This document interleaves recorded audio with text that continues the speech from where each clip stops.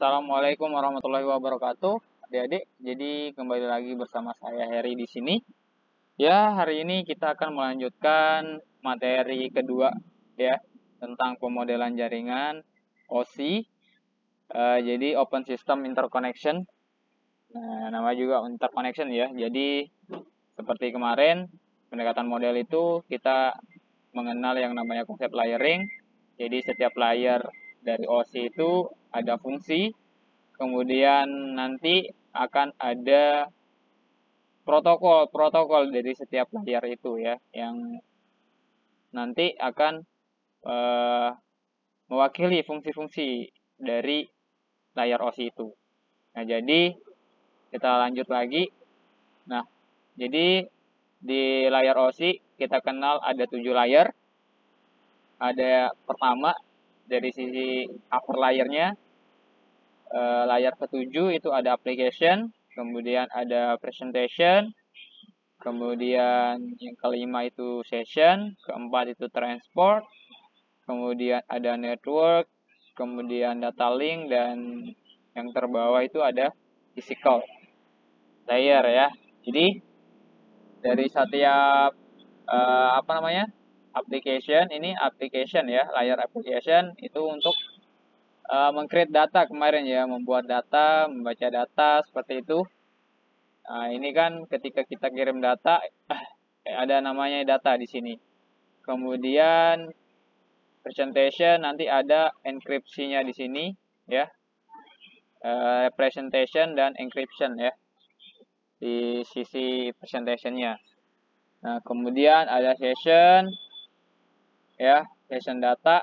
Nah, di sini di 3 layar, di upper layer ini belum terlalu signifikan ya datanya yang akan belum terlalu signifikan untuk terjadi perubahan seperti itu, karena di upper layer ini tetap dia akan bernamakan data seperti itu, belum dieksekusi untuk dikirimkan seperti itu ya. Ya, kemudian di sini di layar keempat ada transport layer. Nanti di transport layer ini dia akan ya, jadi end-to-end connection and reliability. Jadi seperti analogi kemarin itu menyediakan pintu ya, menyediakan pintu, kemudian menyediakan kendaraan seperti itu. Nah, nanti di transport layer ini dia akan berubah data itu menjadi segmen seperti itu ya, namanya segmen. Ditambahin header di sini akan menjadi segmen. Nah, segmen ini secara garis besar itu adalah pembagian ya, atau nanti data itu akan dirubah menjadi potongan kecil-kecil seperti itu. Nah, akan dibagi-bagi seperti itu ya, segmentasi. Akan dibagi-bagi, kemudian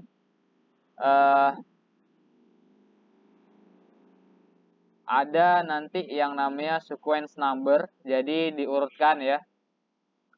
Sesudah dipotong kecil-kecil data itu, kemudian di segmentasi, dipotong kecil-kecil, kemudian diurutkan sesuai potongan-potongan itu, yaitu dikasih sequence number. Jadi dikasih nomor urut seperti itu. Agar apa? Agar datanya tidak tertukar kan, seperti itu ya. Nah, kenapa? Pertanyaannya kenapa harus dipotong kecil-kecil atau dibagi-bagi data itu? Jadi pertanyaan yang banyak muncul seperti itu ya. Saya akan kasih 2 jawaban secara umum kenapa data itu harus disegmentasi atau dipotong kecil-kecil. Misalkan kita punya data 1 GB ya. 1 GB bukan 1 gigabit ya. 1 GB. Nah, misalkan kita punya data video ya, 1 GB film misalnya. Nah, kita mau mengirim data itu atau video itu mencapai source-nya atau tujuannya. Nah, nanti kalau dia tidak disegmentasi atau dipotong kecil-kecil, dia akan data itu akan pertama membutuhkan bandwidth yang tinggi. Jadi manajemen bandwidth. Nah, karena kita tahu untuk sekarang untuk pengiriman data transmisi data terlalu besar itu tidak mungkin ya untuk dilakukan seperti itu, karena belum ada ya media transmisi yang mampu untuk mentransmisi atau mengirimkan data itu sebesar itu ya, sebesar melebihi ini 1 GB itu. Nah, alasan kedua, seandainya pun bisa misalkan data itu untuk dikirim, data misalnya 1 GB tadi untuk dikirim ke source-nya atau tujuannya, ke destination-nya atau tujuannya. Jadi dia nanti bisa terjadi kerusakan data ya, seperti itu. Nah, makanya kita perlu untuk membaginya atau memotong kecil-kecil agar apa? Agar nanti data itu bisa sampai dengan cepat seperti itu dan tidak rusak ya. Karena kalau sekali kirim datanya nanti kalau udah sampai penerima itu pun bisa rusak ya datanya. Nah, nanti ketika dia rusak data itu sekali kirim misalnya nanti dia akan meminta lagi ya sumbernya apa destinationnya atau tujuannya itu akan meminta lagi data itu seperti itu. Nah, nanti kalau dia minta lagi atau mengirimkan request lagi, nah, itu akan membutuhkan waktu yang cukup lama lagi untuk dikirimkan. Seandainya pun bisa kan, seperti itu. Nah, itu makanya pentingnya untuk di layar transport ini untuk segmentasi atau memotong data-data itu menjadi lebih kecil seperti itu. Ya. Nah, kemudian turun ke layar network. Nah, di layar network ini perlu diberikan alamat logic ya, seperti itu. Dia akan menjadi paket nanti. Potongan kecil itu dia akan punya sequence number atau nomor urut, kemudian masuk ke network itu dikasih alamat protokol ya. Seperti itu. Internet protokol. Nah, bentuknya logical addressing. Alamat logic. Nah, nanti paket yang ada di layar network ini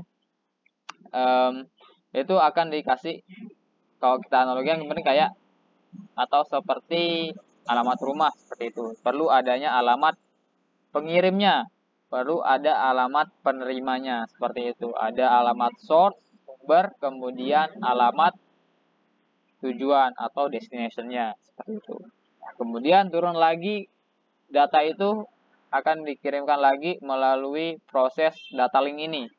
Nah, data link ini akan memuat frames ya. Jadi akan ada frames di situ. Nah, di sini alamat yang paling penting itu adalah alamat yang namanya physical addressing. Ya, bentuknya MAC dan LLC seperti itu. MAC address ya, alamat MAC. Nah, nanti ketika data link sudah memberikan alamat fisik ya, bentuknya seperti MAC tadi, MAC address ya.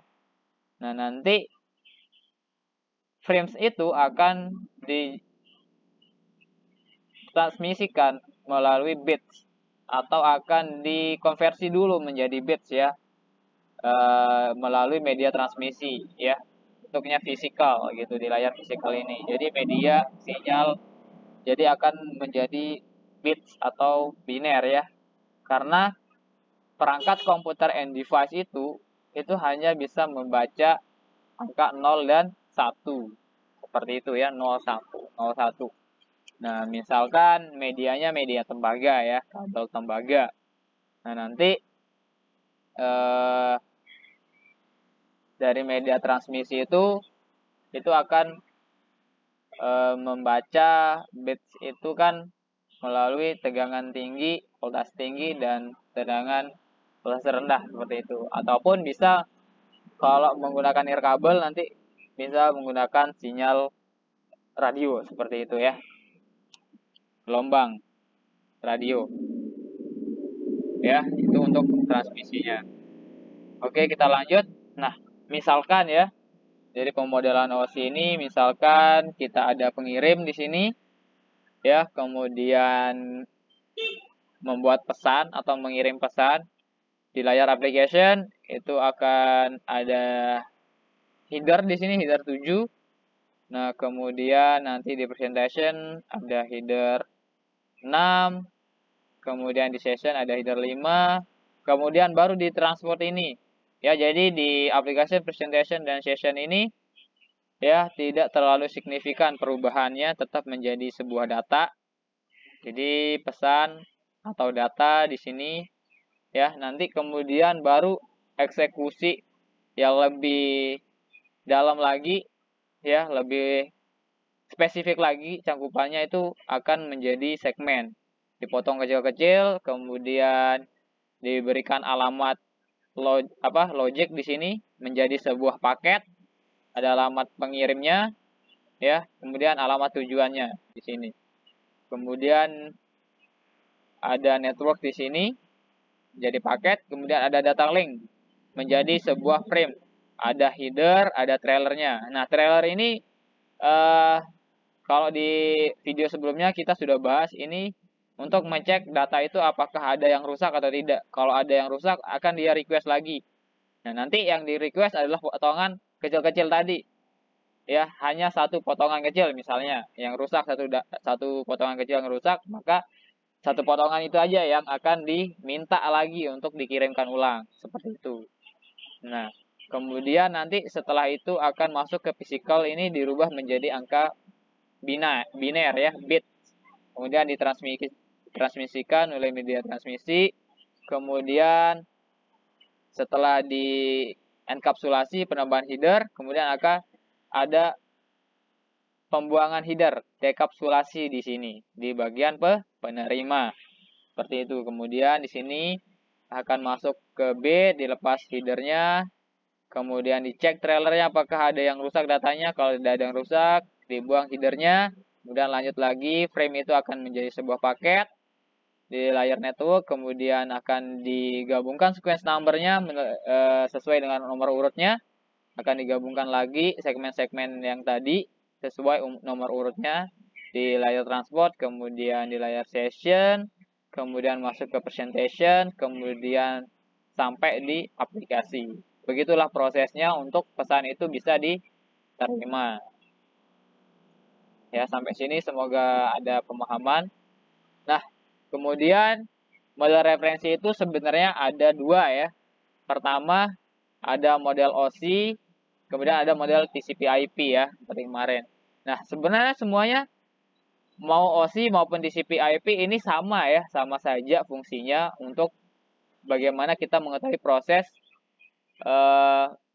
pertukaran data itu ya, proses bertukar data. Karena di sini kan mengenal yang namanya konsep layering. Nah, kalau di sini kan bisa dilihat nih, 3 layar di OSI itu mewakili layar application di TCP/IP ya, seperti itu. Misalkan kalau di application, kalau misalkan web server ada yang namanya HTTP ya di application ini ya, HTTP itu bisa juga untuk bertukar data. Nah, kalau di model OSI itu lebih kompleks lagi. Bukan HTTP lagi, ada HTTPS misalnya, seperti itu ya. Ada penambahan di presentation-nya, ada enkripsi. Enkripsi di sisi presentation. Seperti itu, menjadi HTTPS, ada secure-nya, ada lebih kompleks lagi keamanannya, seperti itu ya. Kemudian di transport juga seperti itu, transport, di network juga gitu, di network access juga seperti itu, sama fungsinya dengan data link dengan physical, seperti itu ya. Jadi mungkin itu saja untuk pengenalan model OSI ini, semoga ada pemahaman untuk adik-adik. Jadi ini sesi untuk menambah wawasan karena kurangnya waktu jam pelajaran di kelas saya rasa kurang cukup. Jadi di sini juga fungsinya untuk bisa video pembelajaran ini semoga bisa menjadi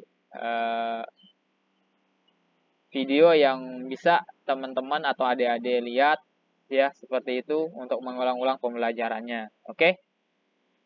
Thank you.